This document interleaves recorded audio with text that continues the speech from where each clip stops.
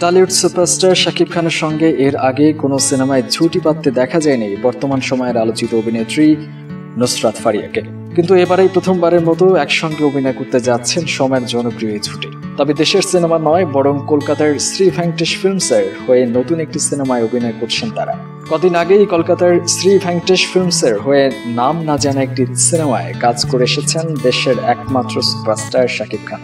সেই ছবির পর আরও একটি নতুন সিনেমায় অভিনয় করে সদ্যই দেশে ফিরলেন তিনি। আর এই ছবিতে তার বিপরীতে প্রথমবার মতো দেখা যাবে দেশের জনপ্রিয় অভিনেত্রী নুসরাত ফারিয়াকে। গত বৃহস্পতিবার কলকাতা থেকে দেশে ফিরে একটি অনলাইন পোর্টালে দেওয়া সাক্ষাৎকারে এমনটাই জানিয়েছেন সুপারস্টার শাকিব খান।